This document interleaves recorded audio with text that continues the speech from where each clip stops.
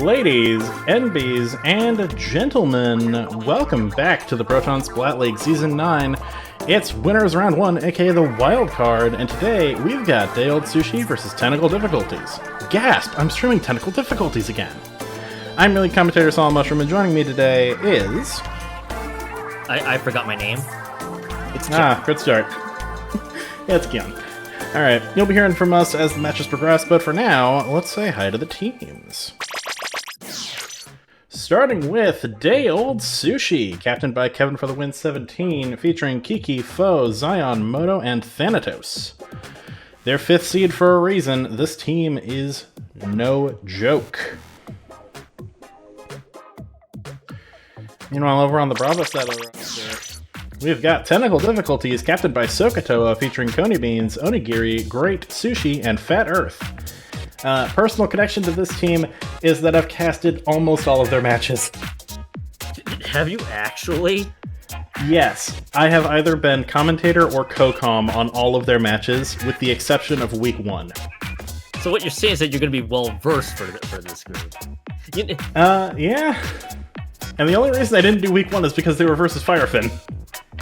I mean, okay, that counts. Yeah, I think that's a valid excuse. Alright, let's take a look at these maps and modes, shall we? Yep. So, since this is the playoffs, points do not matter. Overtime, KO, doesn't matter. It's just who wins the game. First to 3 wins takes the set. And for Game 1, we have Rainmaker Crab Lake Capital. A good map that uses vertical walls. For Game 2, we have Clam Blitz, Barnacle, and Dime.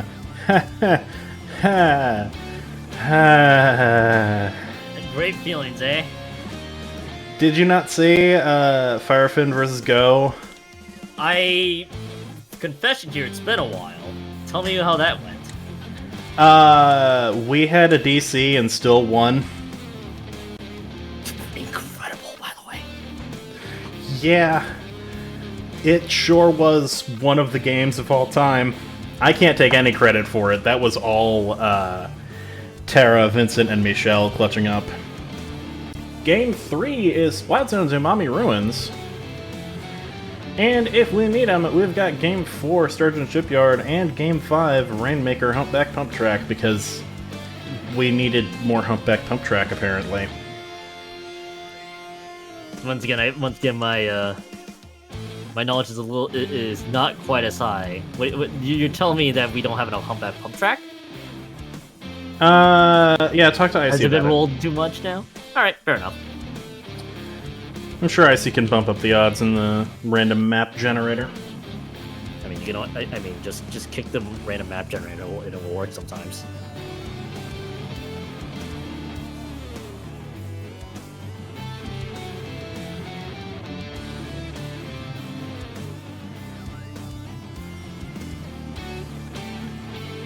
A little bit sad I didn't get to play Tower Control Sturgeon Shipyard. I was going to swap in for that, but Michelle was like, no, I don't even want to see that map. And we sure didn't. I believe there has been one wildcard match that has gotten past Game 3, so we will see if this is the second one. So we had so hopefully we're hoping for a close one. Mm-hmm. If you were to hope. All right.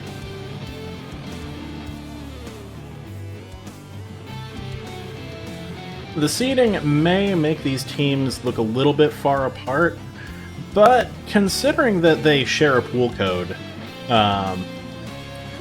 one assumes that they have fought each other and might be better at those particular matchups than expected.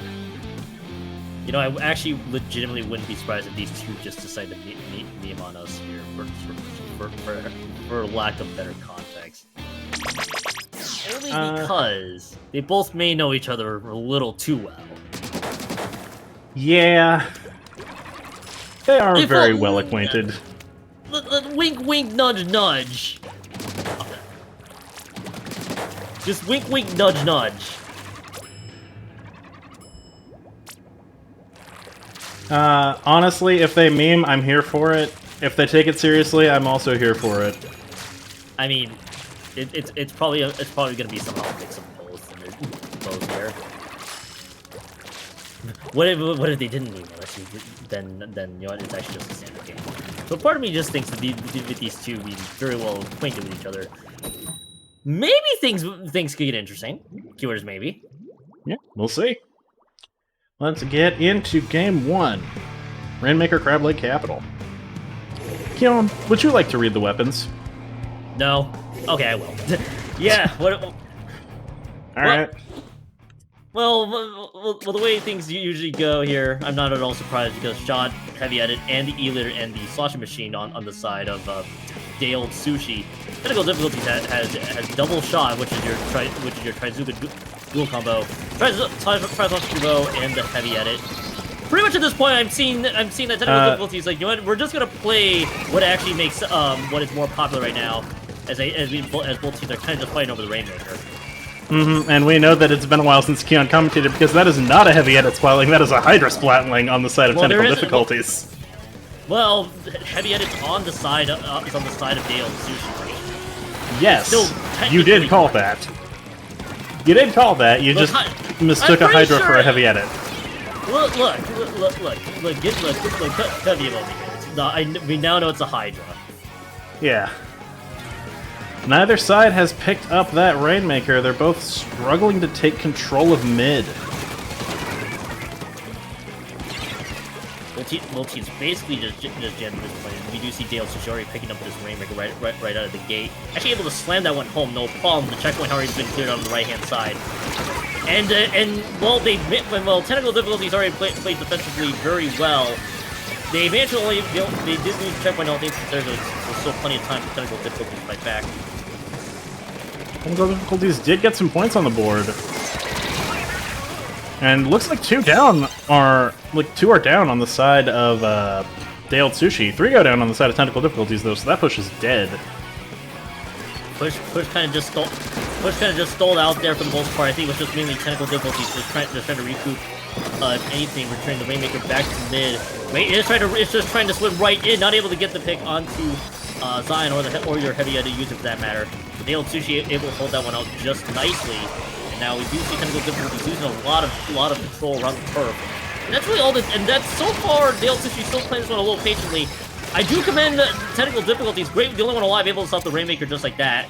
I do commend Tentacle difficulties at least holding on defense very well. Dale Sushi could have easily taken advantage. Dale Sushi get the pop, but they are far more interested in getting those picks.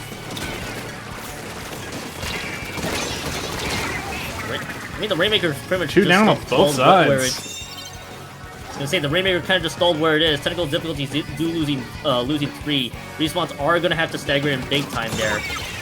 So I was actually able to get the stop there on Thanatos. It is just gonna be but it is just gonna be that. Raid is gonna go down there. 2 members already down from Dale Sushi. You see Kevin just trying to lurk bars, but this might have been a little bit overzealous. Only 2 players, not enough aggression for Dale Sushi. They're gonna have to retreat.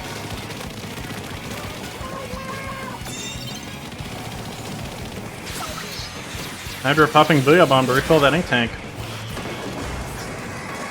Trying to create an opening for that Rainmaker. Big thing right now is using that Trizuka from Sushi's side, trying to make something happen. Fortunately, Trizuka did take out great from that backhand side. There's technical difficulties going to be stalled where they stand. It's going to be curious to see if Dale Sushi has something to work off of. The big thing here, though, I'm actually still really impressed by what technical difficulties are able to do in the grand scheme of things. Still holding on strong. Yes, they're losing a lot of the fights, but Dale Sushi for some reason can't take advantage. This is probably going to be the time for Dale Sushi to strike now. They take out 3 technical difficulties just like that. Somehow the Rainmaker resets. So Dale Sushi's just just locking up the technical difficulties. They're not going to be able to move up just enough. Well, we are seeing a member of Dale Sushi trying to push towards goal. We see the Hydra getting jump camped. Ooh, but the Trizuka comes out of nowhere, picking off the sloshing machine. Even still though, Dale Sushi still not wanting to move up just enough. I'm actually a little surprised by how not aggressive their moving for the most part. Tentacle difficult though. Someone bring through the first checkpoint. They still have to win on some of the fights there, but losing 2 isn't going to help matters. Sogato was able to take out 1 with the Trizuka from earlier, which is going to help matters. Sushi actually just going Commando out there trying to slam that one home, does do so. With only 25 seconds left on the clock, and Dale Sushi does have control of that right-hand side at the very least. Technical difficulties actually has to win this fight in order to stay alive.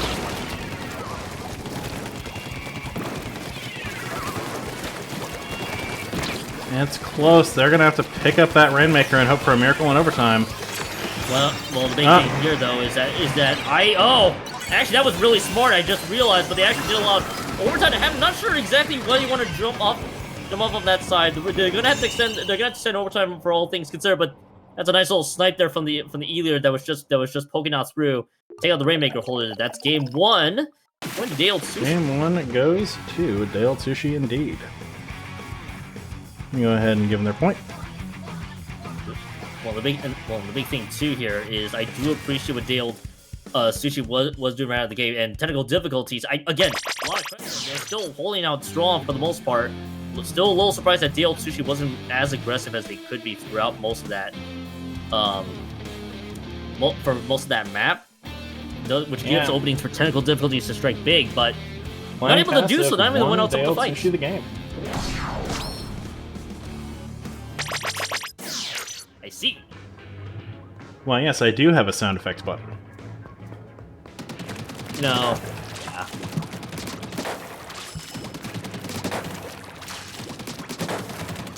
Alright, it is time for some football on Barnacle and Dime. I only know this map for the amount of times I've casted competitive Splatoon that it's a very stally map.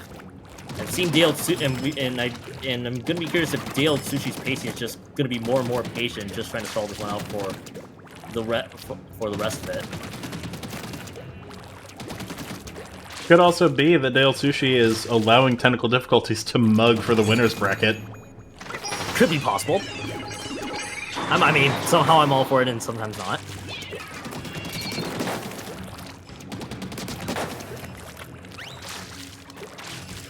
Looks like we are waiting on some substitutions.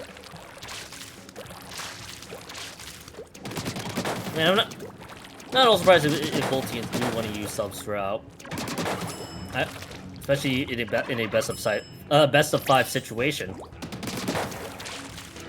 Big thing to note there is that hey, maybe technical difficulties is given the chances of playing back, but as you mentioned, maybe Dale Sushi is like, okay, maybe we'll give technical difficulties a chance, but not fully sure. But either way, it is still 1-0. I still note that this is probably easily the stalliest Clan Blitz map, probably one of so far. Yeah. If you want to see what this map can be in some interesting circumstances, again, Golden Octos versus Planet Firefin.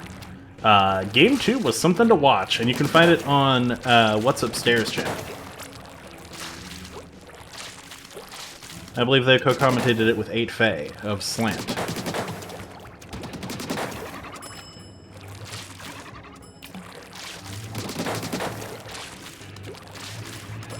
Was it a fabled 8-minute overtime? I believe it did go to overtime, but no, it was not 8 minutes. That's almost par for the course. I could have expected it. I'm sure it felt like 8 minutes to the team playing. I've had to cast several matches where we went to 7 minutes, I believe, for overtime, and it was between.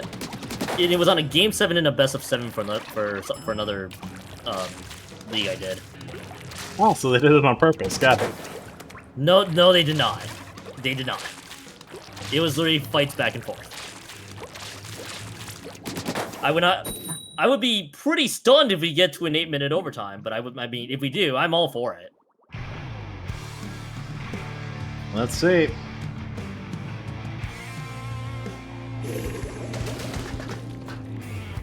I can take the weapons this time around.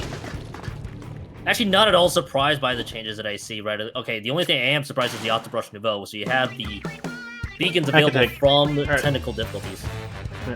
On the side of Dale Sushi, we have a Splattershot, we've got a Splash-O-Matic for that crab, we've got our first pencil of the set, and we've got a Slushing Machine Neo.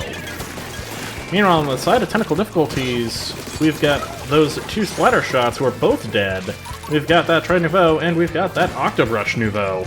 All of them running Stealth Jump except for the pencil. And looks like Dale Sushi gets the first score. Well, so much for that being the stalliest for that being the stalliest map of all things considered. There you got the first punch there. I'm actually quickly surprised by how fast Tentacle difficulty he's holding there for a moment.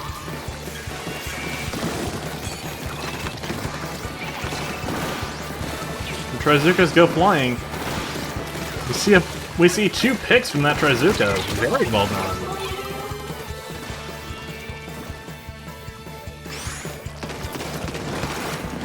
Tentacle difficulties does manage to get a football, and they do have cooler boosts.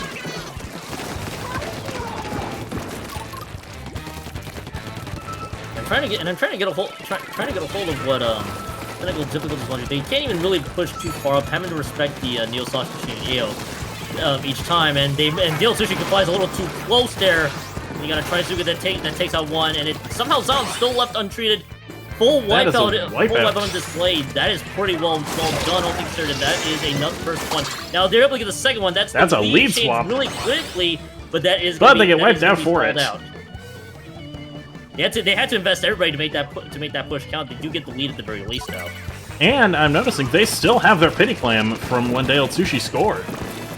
Yeah, they were just able to farm up all the clams. It's very good play all around from Tentacle difficulties to boot. No, you don't want to touch. We might be seeing the new side area they added. And that's true.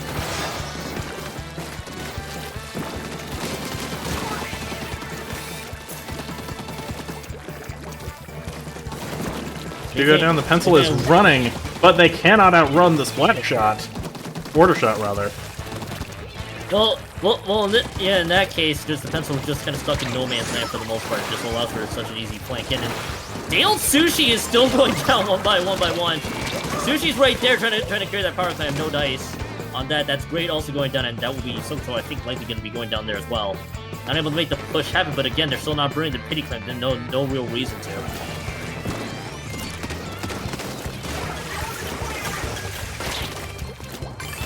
Tentacle difficulties do go 3 down as that pencil sets up. Dale Sushi has 2 power clams. They can take lead back instantly. They're gonna pick up the pity clam actually for the back. They got 3 active clams ready to go. It will just take one team fight, which they take out 3, and that is when the floodgates will open. And they managed to drop the score down to 22. Tentacle difficulties have quite the hill to climb, and Dale Sushi is not making it any easier for them. Exactly what you need to do if you're Dale Sushi. Somehow Kevin is still lurking around the basket the entire time. Okay, you finally go 3. There you go. There goes Thanatos, and you finally get the stop there, but that 3 power clam push was a bit much for Tentacle difficulties to stop. Love what Dale Sushi just did on that push overall. But they got 2 Trizukas and a cooler that is ready to go, which they just popped the cooler for. Ooh, unfortunately they got stopped by the Slushing Machine Neo before they could get anything out of those Trizukas. Big thing I want to note right now is I want to see if there is a decent response there from Tentacle difficulties. Unfortunately, with that Trizuka from Aeos, just gonna have other ideas. In fact, they're able to take out 2 by themselves. Tentacle difficulties kind of stalled in the back, but they do have that pity clam. They just gotta farm a little bit more clams, but I would like to see if they can keep some of that available there. 23 seconds left on the clock. They are still winning some of the fights at the very least, but Dale Sushi's doing well on defense.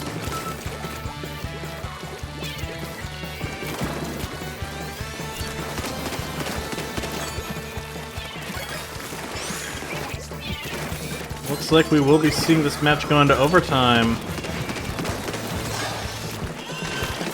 thing I want to note though is that technical difficulties is losing everybody in the field. Yeah, you're keeping the one clam alive, but you also don't have the support of your team there, and that's exactly what having the technical difficulties. Losing that fight during the crux of overtime, that power clam effectively disappears into the void, as one would say. That is game 2 to Dale Sushi. That was an admirable defense from Tentacle Difficulties, though. They did not play poorly. No, they didn't. They actually didn't do too bad, especially with one of the pushes where they did dish into power clams right away, get the lead change, no problem. But Dale Sushi was able to. Dale Sushi was like, okay, maybe we do need to take the lead here, and they just picked. They farmed 2 power clams. They take the pity clam from the back. They just took one fight alone to pretty much put an end to that matchup. Put an end to that game overall. Yep. Well, Technical Difficulties did push it to overtime. All that matters is that the winner is Dale Sushi.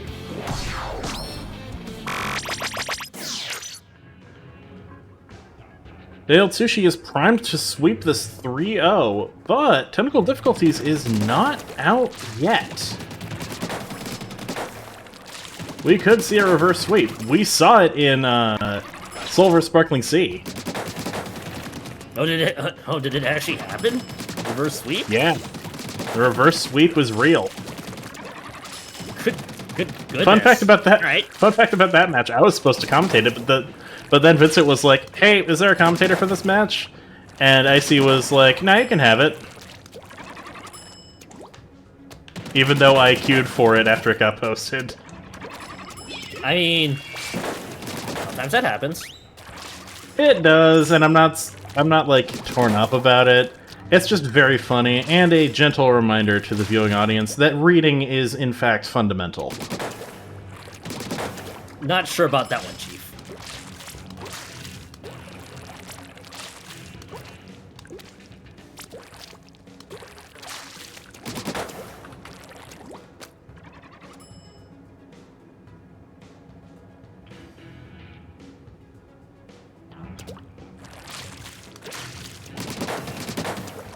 Alright, we are getting into Game 3, Splat Zones Umami Ruins. Splat Zones I've found to kind of be either feast or famine. Just this particular map mode alone, or just zones in general? Zones in general, especially double zones maps like this one. I will say, they did improve it significantly. Okay. The zones are not quite as... the zones are shaped differently now. Huh? I remember the big rectangular zones on both sides.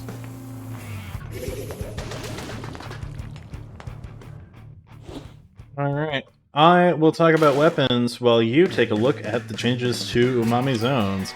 On the side of Dale Sushi, we have a Splatter Shot, we have an NZAP 85, we have an E-Leader, and we have a Sloshing Machine Neo. Meanwhile, on the side of Technical Difficulties, we have a 52 gal, we have that Hydra Splatling, we have the one Ordered Shot, and an Ink Brush. Interesting choices. Not entirely surprised, all things considered, though, with the Ink Brush and 52 gal being played for the most part. Unfortunately, though, I think the Dale Sushi has other ideas. Yeah, Dale Sushi wins the range fight. So let's see if Technical Difficulties can pull this one out, or if we will be seeing a 3-0 sweep. Well, the problem right now is that Dale Sushi has total position here. He's gonna need to be a Trizuka coming out of Sogatola there, which lands on 1 at the very least to make this one count. They gotta start, but they gotta make it to the next step, which is actually being able to contest the zone, which Dale Sushi, I don't think is allowing that. No, certainly not. Thanatos is in position with that E-Leader, ready to snipe them back to spawn. That's kind of the problem, though, when you're losing 2 and you're having to now stagger in. 20 Technical points Difficulties left. is having no chance. Is not right having any chance. Technical Difficulties needs a miracle in order to take this. And unfortunately, that miracle's name is not Sokatella. That is not quite game yet. That's game. Tried to hold out on you there.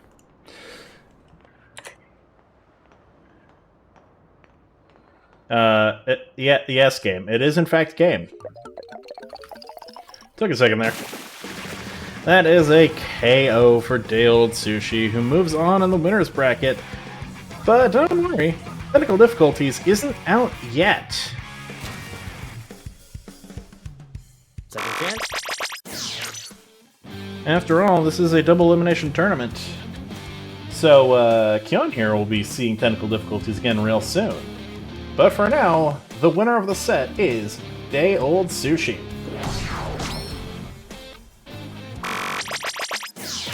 And that, ladies, envies, and gentlemen, concludes my coverage of the Proton Splat League Season 9. All that's left is playoffs. And that'll be happening on Friday over at twitch.tv/ProtonJohn. And also... Yeah? Hi. Yeah, it's on your channel, too. Yeah. I forgot if it was official or not. I mean, you can tell how much I've been paying attention.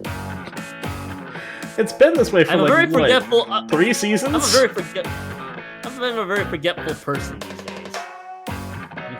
It's my old age kick. It's my old age kicking in. Yes, it is official. All right, yeah. Just wait for the announcement. It's official. We will be seeing Kyon stream the losers bracket. Proton John will be streaming the winners bracket. Let's see who wins this season. And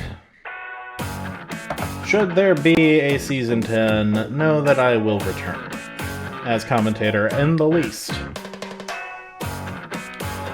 I might not be playing in Season 10. I'm kind of burnt.